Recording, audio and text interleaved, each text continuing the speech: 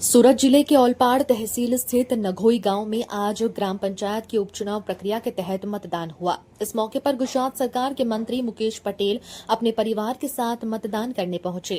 उन्होंने ग्राम पंचायत की उपचुनाव प्रक्रिया को लोकतंत्र का पर्व बताते हुए कहा कि हर नागरिक को अपने मत का प्रयोग जरूर करना चाहिए।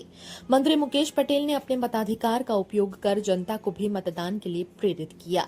गौरतलब है कि नघोई गांव में सरपंच पद के लिए गीता पटेल और चंद्रिका पटेल के बीच सीधा मुकाबला है। कुछ महीने पहले गीता पटेल के खिलाफ अविश्वास प्रस्ताव लाया गया था, जिसके बाद उन्हें सरपंच पद से हटा दिया गया था। उसी के चलते अब यहां उपचुनाव हो रहे हैं। समग्र गुजरातनी अंदर અને ખાસ કરીને દક્ષિણ ગુજરાતની અંદર આજે સવારથી વરસાદનો માહોલ છે। સમગ્ર ગુજરાતની અંદર આજે ગ્રામ પંચાયતનું ઇલેક્શન છે, ત્યારે આજે મારા ગામની અંદર પણ ઇલેક્શનનું આજે વોટિંગ કરવા માટે મારા ગામમાં આવ્યો છું। ખૂબ લોકોનો ઉત્સાહ છે, લોકો વોટિંગ કરે છે।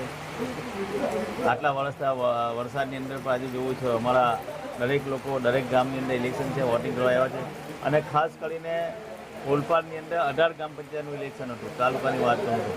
એમાં તેમાં 10 ગ્રામ પંચાયતો બિનહરીફ કરી છે, પણ એમાં પણ ખાસ કરીને અનેક ગ્રામ પંચાયત છે સમગ્ર મહિલા સંચાલન કરવાની છે, સમગ્ર સભ્ય પણ મહિલા છે, સરપંચ પણ મહિલા છે, એ બિનહરીફ કરી છે।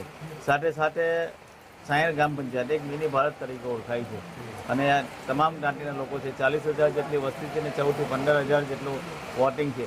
આટલું મોટું ગામ બિનહરીફ થતું હોય ને 700-800 મત માટે જ્યારે ઇલેક્શન થતું હોય ત્યારે હું આપનાથી અપીલ કરવા માગું છું કે આવા અમુક લોકો છે ગામમાં લડાવવાના છે, જે પ્રયત્ન કરે છે એનાથી દૂર રહેવું જોઈએ। સાથે સાથે આપણે જોઈએ છે કે 34 વોર્ડના ઇલેક્શનોમાં 26 વોર્ડ બિનહરીફ કર્યા છે। આજે પણ લોકો ઉત્સાહ સાથે વોટિંગ કરી રહ્યા છે। સાથે સાથે હું આપના થકી દરેક સરપંચો જે 2 દિવસ પછી ચૂંટાઈને આવશે ને કહેવા પણ માગું છું, ક્યાંક જીત્યા પછી કાંઈ દ્વેષભાવ ના રાખે કે ક્યાંક સરપંચમાં એવું હોય તો ભાઈ આણે મને મત નથી આપ્યો એટલે હું એનું કામ ના કરીશ। હું આપના થકી અપીલ કરું છું આપણે વિકાસ એક સરખો વિકાસ કરવાનો, એ માણસ આવનાર ઇલેક્શનમાં આપણો ક્યારે થાય એ આપણે પ્રયત્ન કરવા જોઈએ।